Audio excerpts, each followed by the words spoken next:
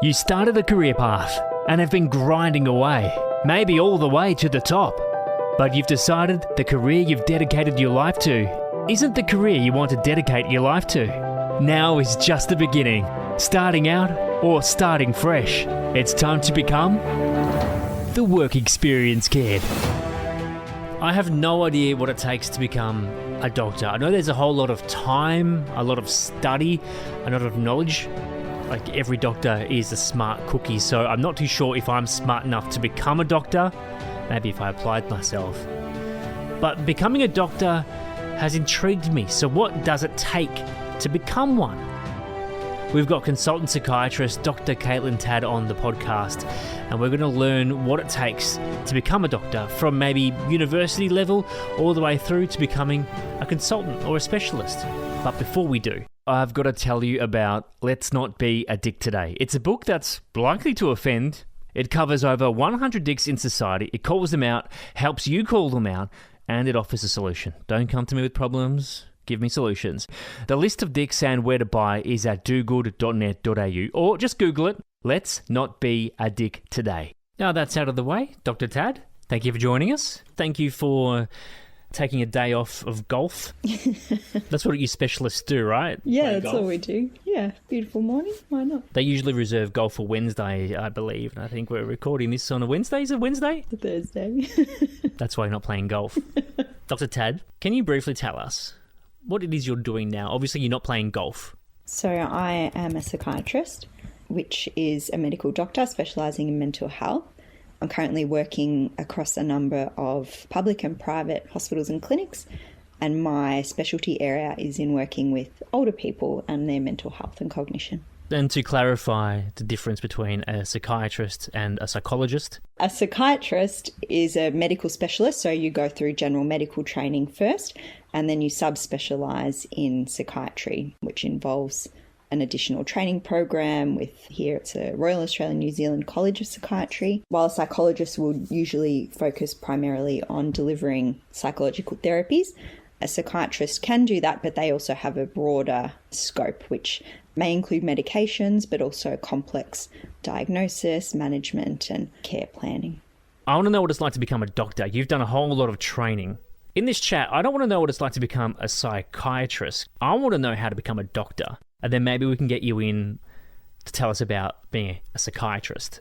So how long have you been in medicine up until now? So I started studying at undergraduate university about 15 years ago now. That involved 3-year undergraduate degree, 4-year postgraduate degree, medical degree there. You then go into your internship, which is your preliminary first year as a doctor. Then you start working as a doctor after that. You started undergrad 15 years ago, about 7 years of uni. That takes you to about 8 years being a doctor? Yeah, that's right. Did you always want to be a doctor? No, I was actually not quite sure. When I finished school, went to university, I chose to do a Melbourne Uni degree, which included breadth subjects, and they're a bit contentious for some people who are sure what they want to do, but it actually allowed me to continue my interest in languages, which when I was at school, my subjects were sort of split evenly across sciences and language studies. So I hedged my bets in university, kept a foot in both camps, and gradually worked my way towards being clear about what I wanted to do. I'm not sure if it's a common thing. Brex? No, breadth.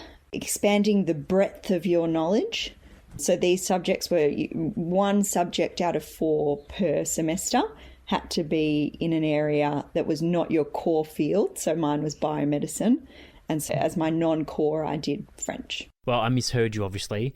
Maybe in the back of my mind, I have the fact that I need to renew my British passport. And it was the Brexit that really got me in there. Okay, so you kept your options open. What did you want to do when you were growing up as like a kid? I was not really sure. I had different ideas. I was hardworking in a bit of an overachieving way. I liked sport. I was quite perfectionistic in my book studies, and anything I could find, I wanted to give it a go and do it to the best of my ability. And as a bit of a competitive person, I would find that across all the different things that I was interested in as well. So out of school, you didn't get straight into med. You had to go into undergrad. Well, actually, I took probably a not a recommended path because I actually did get straight into undergrad medicine, but I was really unsure and it felt like a massive commitment to something when I wasn't sure at that age if that's what I wanted to do. You're an 18-year-old. What does a commitment look like at that age? Well, it looks like saying I'm going to go into medicine now, and I didn't know that that's what I wanted to do. I turned down the offer for undergrad medical school and I took the offer of an undergrad biomedicine degree, which is much broader. A lot of people doing that course were interested in pursuing medicine, but it was very kind of health sciences targeted. So lots of people going into physiotherapy or even nursing and different allied healths. So I decided to do that in part because I wasn't 100% sure that I wanted to be a doctor, and in part because I still wanted to keep a foot in the language humanities side of things. Fair enough. And you were getting offers out the wazoo, it seems, medicine, biomed. You did well at school to get those? Yeah, I did. And the subjects I did best in at school were the languages. So English, French and Latin were my strengths. And then I did chemistry and maths methods at school. What drew you to such a medicine scientific career? Partly friends, you surround yourself with and you hear other people's motivations for things.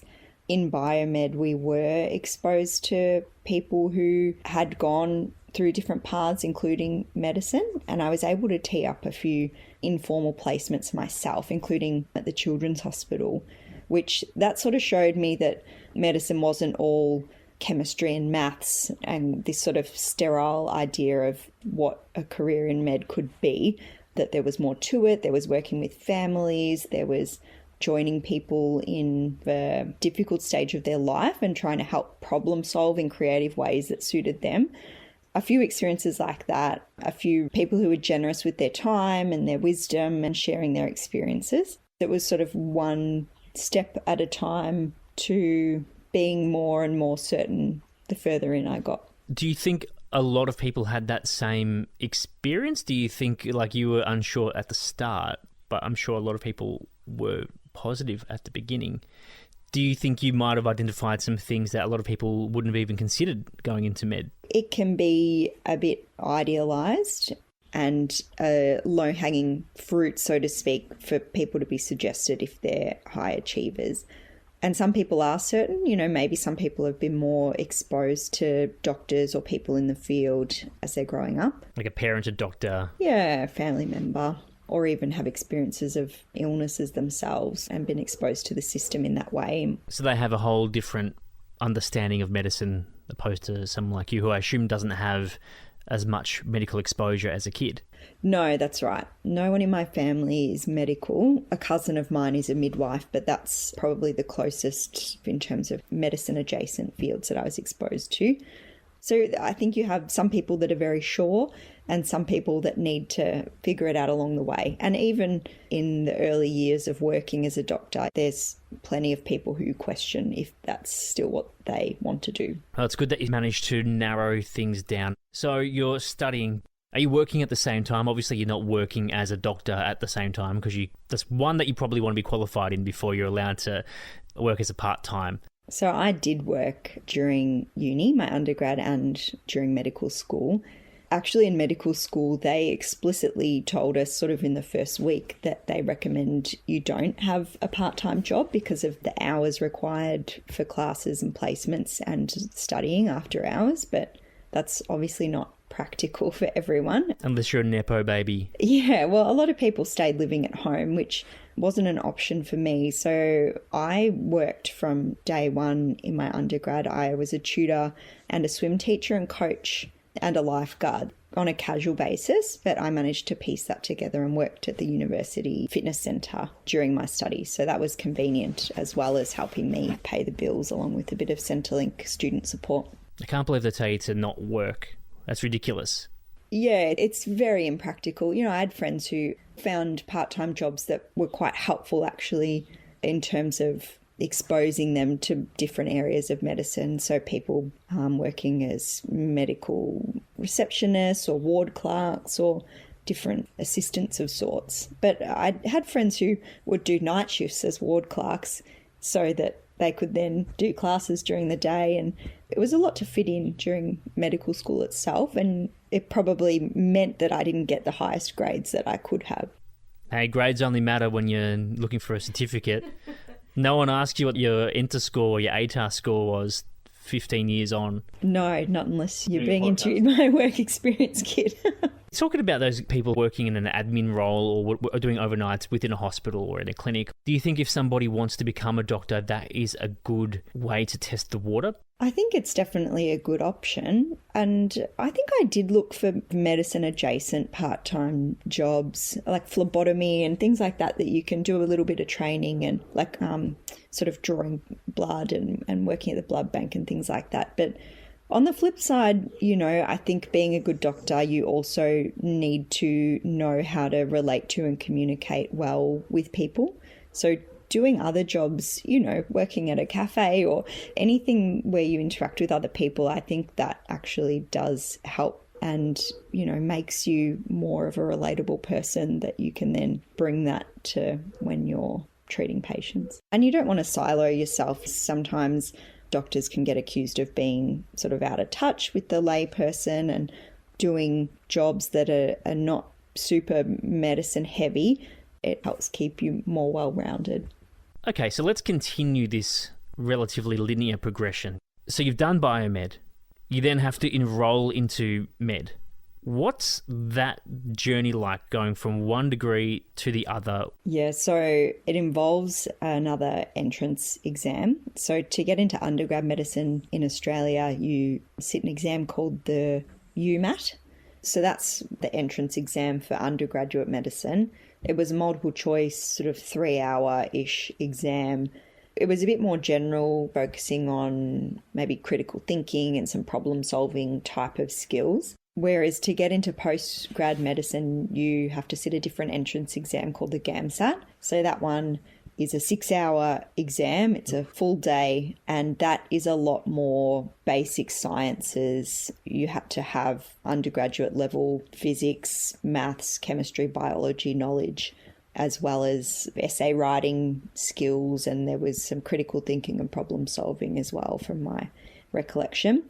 So back to my sort of potentially unwise decision in retrospect to not go into undergrad, I had to study and sit the GAMSAT again. And I sat it twice, which is not uncommon either. Jeepers. And you did biomed.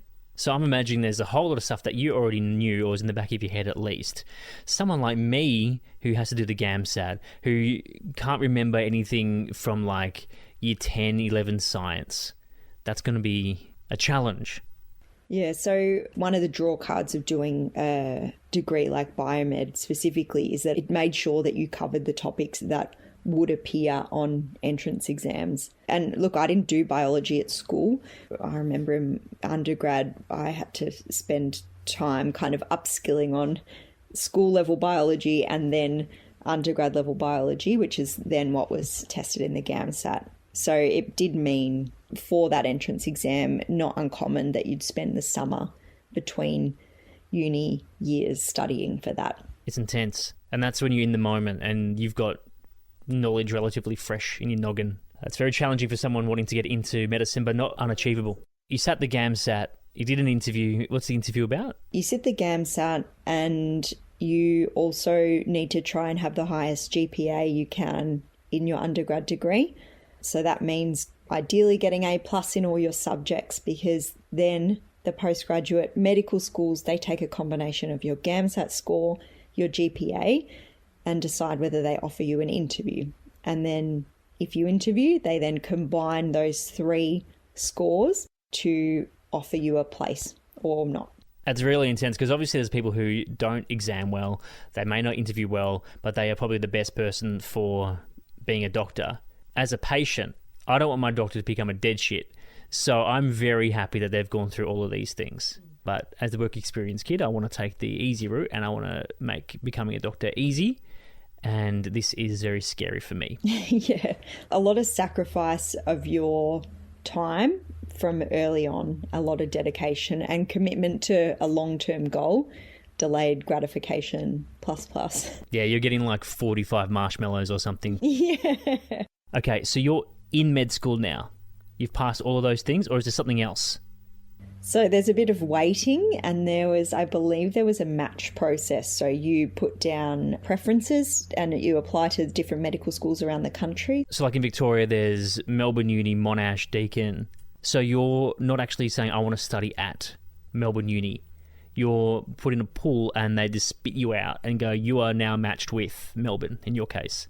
There's a behind-the-scenes algorithm that is a bit opaque, but you sort of put your preference from first preference is second, third, fourth, and apply to different universities, and they will take your scores, and they also have their own different algorithms. So it seems more difficult than it needs to be. Yeah, it probably is, yeah.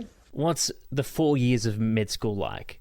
The uni I went to was Melbourne Medical School, so it was an MD degree, which is a master's level. The first year is non-clinical, which involved pretty much 8 hours a day, every day, in a lecture theatre or in a lab of sorts, and then study after hours and weekends, exams at the end of that year. Are those exams as intense as getting into med school in the first place? They would be more intense. Oh, gee. What do you have to do? Do you have to learn like every bone of the body and then know what they're attached to? Pretty much first year, there was about a week or two allocated to each different system of the body. So we would have 40-hour week of lectures and shoots and labs, and you'd go through the different body systems and then the different illness systems, I guess, with different experts in the field and lecturers teaching you sort of from the ground up. So you got this massive exam at the end of the year, in your first year of uni, and you've got like 50 odd weeks, or being uni hours, you've probably got like 12 contact weeks because you're always on holidays as a uni student, right? What's a week looking like? 1 week you're learning about anatomy and then you're now an expert in that. And then the next week you're learning about a certain disease. Yeah, it was a bit of a combination from memory. Again, it might have changed since I studied, but you might go through the anatomy of the cardiovascular system, and then you'd have physiology of the cardiovascular system, pathology, biochemistry, just as an example. And then you might move on to a different system, neurology and the anatomy of the nervous system, and so on. Wow, that's intense. And so to answer your question, the exams at the end of the year tested you on everything you've learned. So there was written exams, there was also OSCEs where there would be mock patients. So you'd have a number of stations, a hall of doors that you would knock on the door, walk in. There's a patient who has a number of symptoms, or you've got a scenario presented and you have to respond to that as you would. The bell goes after 10 minutes or so and you move to the next door. And you haven't even really stepped into a hospital at this point, unless you've done some placement. Yeah, no, there was very little in the way of actual clinical contact in my first year anyway. So then you have to look at, I assume, an actor pretending to be a patient to then figure out what they're doing? Yeah, either that, or they might test you on your examination skills, which you'd also learn over the course of the year. You walk in one door, examination skills.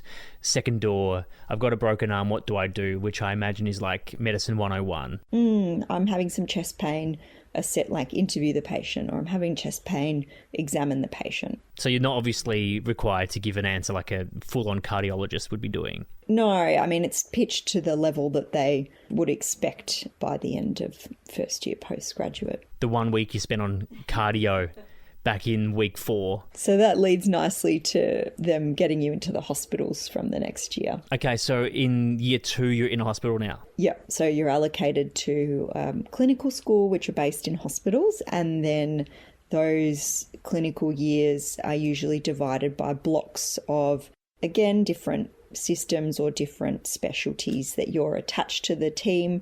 You go on ward rounds, you see patients, you go to clinics, you learn from the junior and more senior doctors and allied health and nurses around what it's like to actually work in that field and what a real patient is, not an actor. So you're basically shadowing a doctor, a team of doctors, a general team of health workers to try and figure out what it's like to be a doctor, what it's like to look inside somebody's body. At this point, are you like putting your hands in someone? I don't like that question, putting your hands in someone.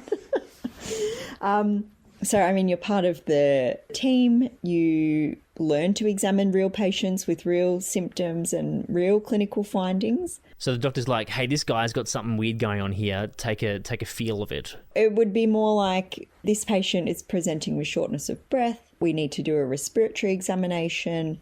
They would ask the patient their consent for the medical student to examine them, maybe listen to their chest, for example, which you would do sort of in front of the group. Much to my mortification, you would then present that to the specialist, who would then give you feedback in front of everyone.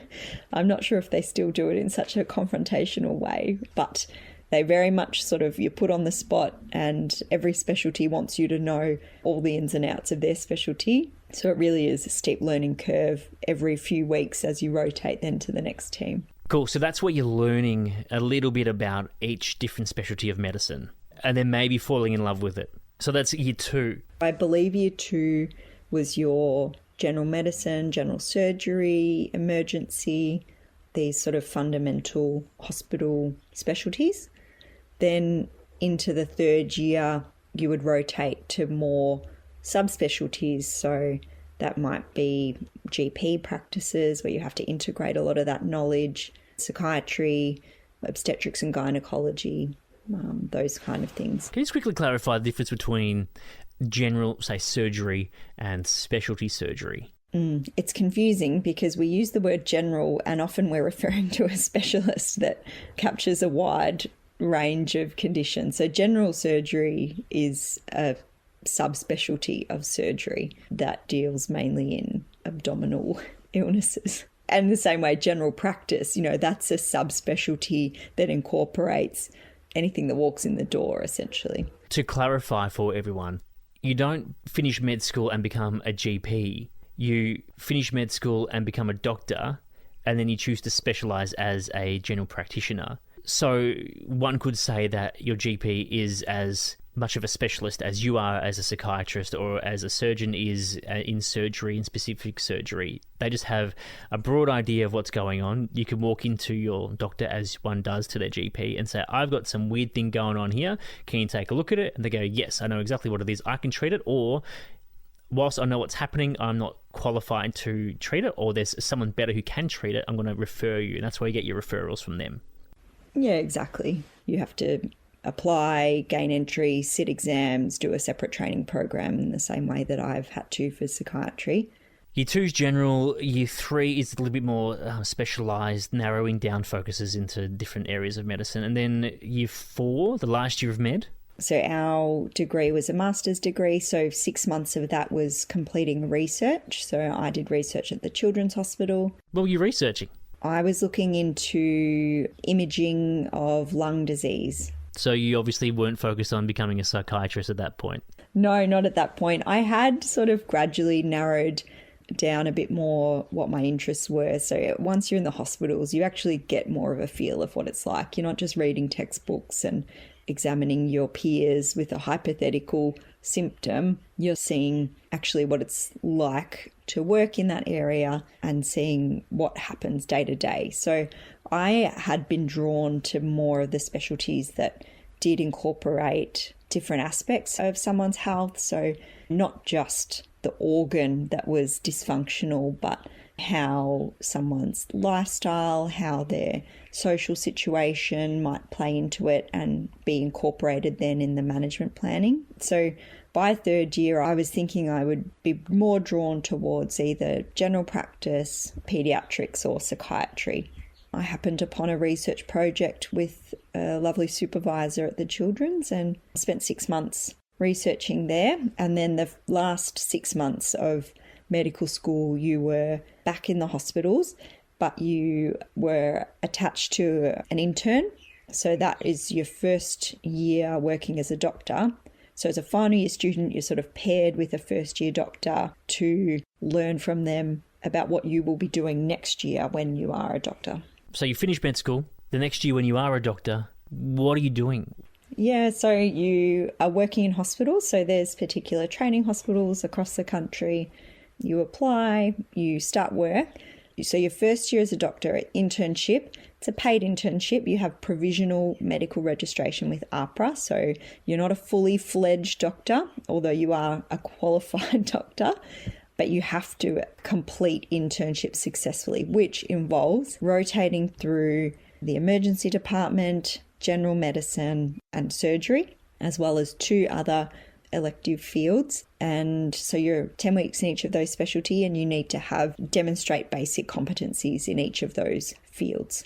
Okay, so what were the specialties that you rotated through as an intern? I did psychiatry, emergency, general surgery, and I did 2 stints in general medicine. You foreshadowed earlier that you liked hearing people's stories. And then I'm assuming when you did your psychiatry rotation, you enjoyed that? You were like, this is for me? Yeah, so again, sort of part of that last 6 months of medical school, we were able to choose an elective area to sort of shadow and work in. So I chose psychiatry to get a feel for that. And then going into internship, I preferenced psychiatry rotation. I wanted to experience that as a doctor. And again, at each point in time, I've never been really clear, and I was willing to kind of hedge my bets until I'd experienced what it was like. So I knew that as a student, I was interested in psychiatry. It was probably one of the subjects that I was good at. Everything else I was fairly average. But, you know, you can enjoy a rotation, but then there's something different to actually doing it and working in it. What's the day-to-day like? I wanted to experience that as an intern, or at the earliest stage that I could, to know what it was like to really work in it and be paid to do a job that you have expectations to patients and their families, and see what it was like. Is there one moment that was like, yeah, psychiatry is my thing? I always remember my first boss in that psychiatry rotation. She was very competent, very calm and very balanced. And I looked up to her, and throughout your training, you're surrounded by very high achieving people who are very busy, splitting their time working in public, working in private, doing research, doing teaching. And I remember asking her, you know, when you're not here, what do you do? Do you do all these things as well? And she said, oh, actually, I like to just sit on the couch with my dog. And I went, that sounds lovely. And not to say that everyone sits on the couch with their dog and that's what you do medicine for, but I remember thinking, okay, we're exposed to one thing in the hospital and training systems, and actually when you're out the other end, you can have a quality of life and be a normal person who has a balanced, you know, work-life balance, and to keep your mental health, physical health, and all of those things that sometimes being in that treadmill of training you can forget about. So then what was it like doing like surgery? I did my psychiatry rotation. It was the very first rotation of my intern year, and I loved it. It was great. And so I went, well, this pretty much seals the deal, but I was still willing to say, you know what, I haven't technically worked in the other areas. I may be interested. And at the very least, people are not siloed into organ systems when they're unwell. And so I did not enjoy surgery, but what I did tell myself was that patients with mental health problems have surgical problems at times. And, you know, you do your patients an injustice if you don't have a decent enough amount of knowledge to be able to help them if they do have a symptom, or to know who to refer them to, where to seek help, or to help them get help for those problems. And so that's sort of how I motivated myself throughout the year. And it was why I chose to do 2 general medicine rotations as well, because I wanted more of a deeper understanding and familiarity with medical problems, because people have medical problems. That sounds like a very good way to motivate yourself through a year, especially when you've got psychiatry the first 10 weeks of a year, then you've got the remainder of 9 months to push through. That can be tough, especially if you don't like it. People push through jobs for years and years and years, and then finally decide they want to change career or move away from the company. You've done it in the first year of a career that you've now invested 7 years in, and you go, I'm not too sure if this is for me. That's a good way to have pushed through. You obviously satisfied various criteria to tick off your internship. You're now a fully qualified doctor. Yeah, so during internship, You have workplace-based assessments that and I actually didn't mention before that every year of medical school you have more and more exams. And then you also pair that with workplace-based assessments. So you often have to get particular competencies signed off for each rotation by, the junior doctors or the senior doctors of the team that you're rotating through. And all of this combines to allow you to progress to the next year. So every year it was sort of a test of whether you're going to be progressing to the next year. And then similarly in internship, there were no more exams, but each rotation you needed a certain amount of workplace assessments signed off. So your boss needed to be sure that you were competent in assessing a patient, providing basic management, escalating to someone more senior if you weren't sure, because remembering it was still about learning. You're a competent doctor, but you're not a senior doctor with experience yet. So it's sort of this apprenticeship model. You're exposed to how they're examining, what tests they're ordering, what history they're taking, how they're narrowing down a diagnosis and figuring out management. On the flip side, rotating so frequently, you are exposed to lots of different people, and people have different styles. We all know we've been to doctors that we click with and ones that we don't click with so much. And I think being exposed to that all throughout junior years and through training, you do hone your style and you figure out what clicks with you, what kind of doctor you want to be, how you use your own skills and personality to get the best out of the situation you're in with your patients. It seems like medicine's a very rigid pathway. Can you touch on, you've gone from internship through to becoming a consultant psychiatrist. What has that gap look like? So that looked like a year of what's called an unaccredited year. So that would be, you're not on a formal training program, but you're working in that specialty. So I did mine in psychiatry and I rotated at 6-month intervals across different areas working in adult mental health within a clinic. I did a youth rotation and worked in a hospital ward. You then have another process to be accepted onto a training program. So I was lucky enough to be accepted the following year to commence training, but that also involved applications to many hospitals, interviewing with the college, interviewing with the hospitals, and a match process similar to getting into medical school, where there's an algorithm in the background that combines all of these factors to tell you, A, whether you've been accepted by the college into the training program, and B, whether you've been accepted by the hospital. What is a college? A college is sort of a peak representative group in Australia or Australia, New Zealand that trains and delivers training and also upholds standards for particular subspecialties. For psychiatry, you train through the Royal Australian and New Zealand College of Psychiatrists. GP, there's actually a couple of GP colleges, but you might train through the Royal Australian College of GPs. So you got into the psychiatry college after your first unaccredited year. Is that common? If I wanted to become a GP or a surgeon, could I get in after one unaccredited year? There's lots of variables that affect that. Different specialties are different. I'm lucky in that there's quite a lot of psychiatry training places in Australia and certainly in Victoria, and there is a lot of opportunity to start training after a few years of unaccredited. So they only let in a couple of, or how many people does a psychiatry college let in every year, just off the top of your head? I think in Victoria, I think it's ballpark maybe 80 or 100 new trainees per year, whereas you compare that to something like orthopaedic surgery, there might be 8 or 10. Wow. Yeah. Okay. So for different specialties, you might need to complete a lot more unaccredited years, sort of learn the ropes, have a lot more experience before the college will then accept you on to commence their training. Physicians is a bit different again. You can start working in that field. They have very rigorous exams a few years in.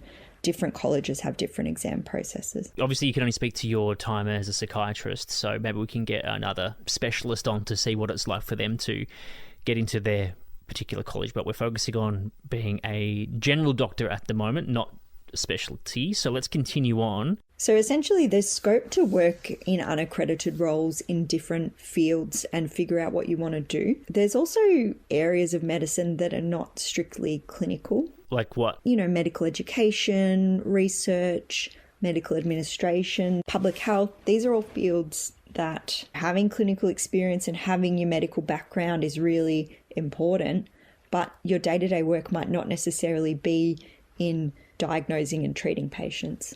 That could be where somebody who's looking to move into medicine can use their previous life, as in whatever career that is, to their advantage. Like you're saying, research, maybe someone's working in a research field but not medicine. Obviously, that's a bit of a commitment going through all of those years of uni and internship and then whatever to become a researcher, in medical researcher. I'm sure there are other streamlined pathways to do that. And I think, some of those type of roles are really important, like in structuring our health system, having people who have experience both clinically and in administration and in policy or public health. These things ultimately shape the broader system that we deliver the clinical care in, and that sort of trickles down to the patient experience. Well, thank you for sharing all the nuts and bolts of training to become a doctor. I want to know a little bit more about what you, Katelyn, like being as a doctor. But if I can quickly remind everyone of what is essentially a birdwatching book for humans, there are over 100 kinds of dicks covered in Let's Not Be a Dick Today. So you might be walking down the street behind some slow walkers, bang, the zombie is ticked off. Then you get into a lift and you cop a horrible smell. That is someone who's applied way too much perfume and you've got yourself a squirter. If you've got copies on hand, you could give a book to one of those dicks as a form of intervention. I've heard of people doing that. The full list of dicks and where to buy is at dogood.net.au, or just Google it. Let's not be a dick today. Well, now that's out of the way, I want to hear more about you and you personally. What do you love about medicine? I like talking to people and hearing people's stories. And so I think, particularly in psychiatry, I was sort of drawn to this idea that people let us in. Someone's experience of their mental health or otherwise is shaped by what's going on in their broader life, who they are as a person, what their previous experiences have been, and their upbringing and their family background as well. So I find all of this really interesting. I find people really interesting. Everyone's got a different story. And to be able to hear about that just in my day-to-day work, it's a great privilege. Are there any standout memories that you've had in your careers so far? Yeah, I mean, I think the standout moments that stay with you are when you've helped really unwell people get better. And, particularly it's always nice if patients express their appreciation, but at the same time, I think sometimes being able to compare where someone was at before and after you joined in their journey. People are on their own journeys and may or may not want your help in a particular way at a particular time. But when it works and it works well, you remember those experiences and you carry that forward. Maybe this is a good time to ask you what you don't like about medicine. I think the system limitations can be very frustrating sometimes. Is it like working in a government bureaucratic organisations where nothing can get done? Yeah, I mean, sometimes there's things that you'd like to do and you can't, or things you'd like to happen but can't, or can't right now, or can't in the way that you would prefer. Whether that's because you want to send a patient for a scan and the scan is booked up with other people for the day, whether it's people presenting to ED and there's ambulance ramping and they can't get assessed and so they leave, and people fall through the cracks in that way. And I think sometimes as well, in stretched public health systems, triaging of patients and who gets through the door can be based on risk and not necessarily how much someone needs help or otherwise. And then on the flip side, you have long waiting times for different specialists, and obviously psychiatry is at the front of my mind there, but it's hard for people. And then you have GPs stepping up and doing extraordinary work to fill in the gaps there in what is a flawed system that also combines state and federal funding in a bit of a piecemeal sort of way at times. It's good to see that a doctor is talking about the limitations of the health system and wanting to do the best for the patients, because I think a lot of people have the thought that doctors are only in it for money. I would say it's the vast minority of doctors that are in it purely for the money. There's a lot easier ways to make money, I would have thought, than 15 years of studying after hours and weekends. And getting 42 marshmallows at the end of it. You'd study commerce or something like that, become a mortgage broker and start printing money. So you want to do more, and I'm sure there's a lot of people listening who would wish they could do more in their job, but there are obviously limitations, whether it's bureaucracy, a manager above you, or whatever. You can't be pushing up against brick walls every single day, every single hour. What does a typical day or week look like in your role as a junior doctor? So as a junior doctor, you would be part of a broader clinical team. You might attend a handover with nursing or the wider group. Just like in Scrubs, where the grumpy old guy's like, what does this person have? And you're like, oh, mister, he has a prostate cancer. And he's like, wrong, he has lupus. Yeah, every day is exactly like Scrubs. No, it's very dependent on the team. But you would have a handover of sorts, whether that's kind of formal or informal, finding out what's happened overnight, for example, in a hospital scenario, or anything that's referrals that have come up. You would typically have a period of time seeing patients. And then as a junior doctor, your other time may be getting additional information, ordering tests, speaking to other specialties for their opinions, making referrals, and a lot of paperwork. Oh, that's fun. Yeah. You should have said that's the thing you don't like about being a doctor. Yeah, paperwork is, I mean, look, you have to learn to love it in psychiatry because we aren't known for having the briefest of letters and notes, but I think there's more and more technology that's able to help us there and spend less time staring at a screen and more time actually with people and families. Come on, AI, stop making movies and posters and start doing our paperwork for us. Yeah, exactly. You're doing all that stuff that's sort of day in, day out, every day, but obviously the different patients come in and different presentations mean that one day is completely different to the next. Yeah, I mean, unexpected things always pop up. You can plan as much as you like, but people's illnesses don't plan to our calendars and schedules. So very selfish of them. Yeah, that's right. So there might be certain urgent reviews or emergencies that need to take priority. You hear of GPs being overrun, but you think oncologists would be the busiest with everyone Googling their symptoms and finding out they have cancer. Then have to go to an oncologist to find out that, no, it's not actually cancer. You just got a rash that we need to just put a little bit of cream on.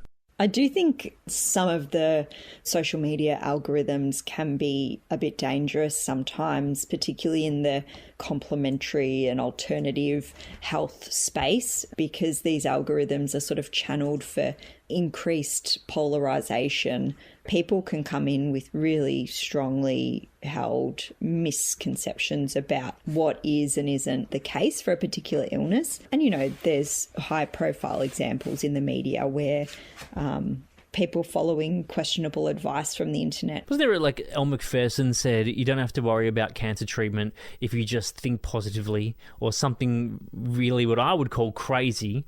And I feel like that's extremely dangerous as well, because all the people who follow her advice then don't get cancer treatment, they then die. And it's like, oh, I wish I could have had some chemotherapy. And it's like, mate, it's too late because you thought you could breathe under a full moon and that would cure all that ails you. Cancer is a very explicit example of where time can be absolutely crucial in someone's ability to recover or otherwise. And I think we've definitely seen examples of people who have had illness, disability, or even died from believing what is sold in a very persuasive way. Would you say that's one of the most challenging parts of your job? Having to deal with society, social media, the amount of information that's out there? I don't think it's one of the most challenging parts of the job as a junior doctor. I think as a specialist, we have to think about these broader societal effects on how people are experiencing health and illness.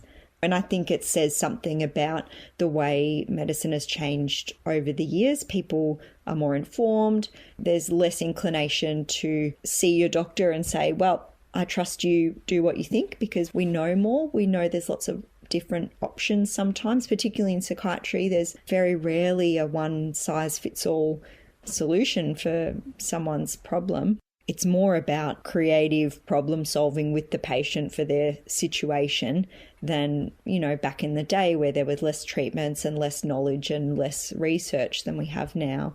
And patients sort of had that more inclination to accept what was recommended. Patients want to understand more, and I think that's a good thing. So with technology improving so much, where do you think medicine's going?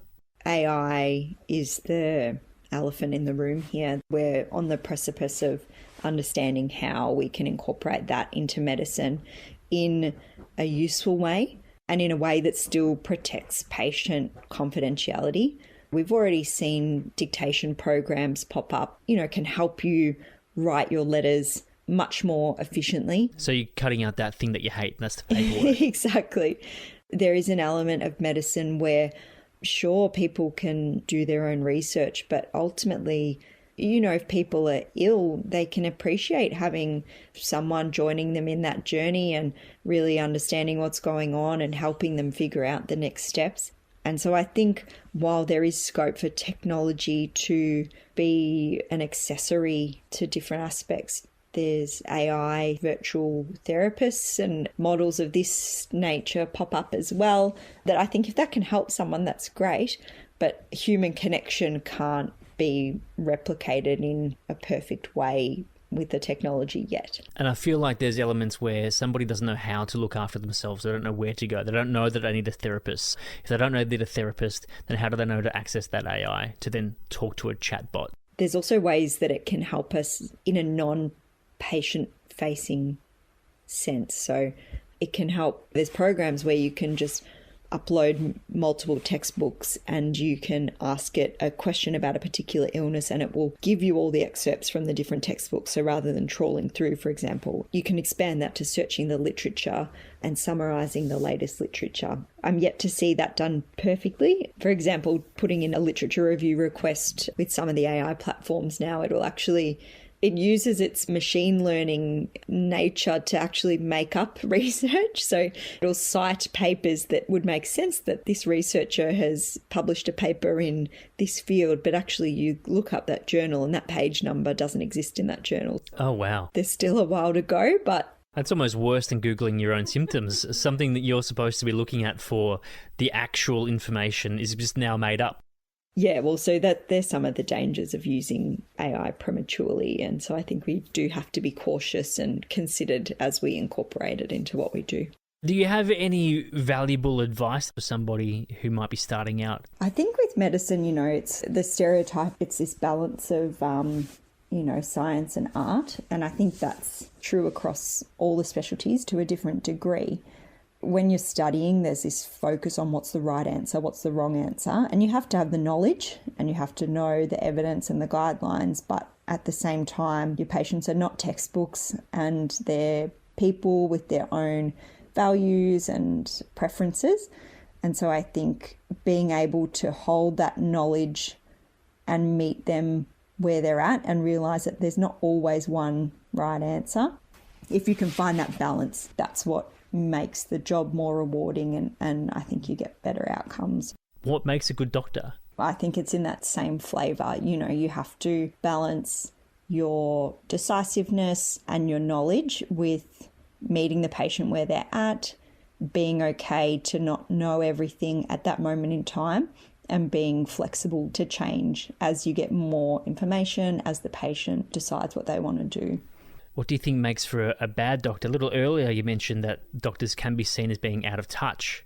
Firstly, I'll say I really do think that a good doctor for one person is not necessarily a good doctor for another person. You need to be safe, and so with all of those caveats out of the way...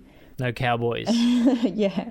I think you'd get yourself into a lot of challenges if you have a my way or the highway approach with people.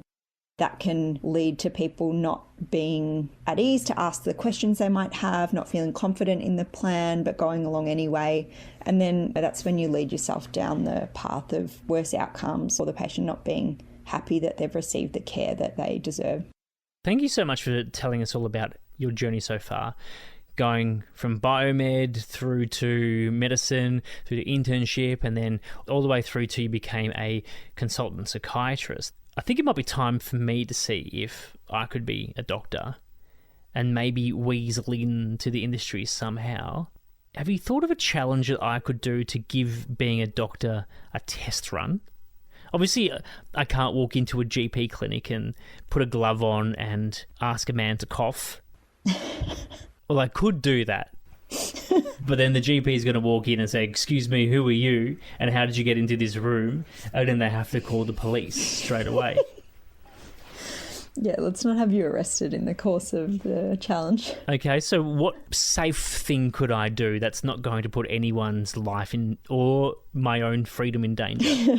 So there's practice GAMSAT quizzes that you can do online. This is that 6-hour one that you had to do to get to med school. That's right. And I think having a go at maybe one of those online quizzes and seeing where you're at might be the first step. Will it be easy? It won't be easy. It's good if you've studied science before. That'll help you. But there will be an essay part that might be up your alley. Well, I can't say I'm looking forward to this. Oh, good luck. Yeah, I'm going to need it. You can listen to how I go in the challenge in the next episode, the one that follows this one directly. So if you're not already following, make sure you subscribe so it lands straight into your podcast feed.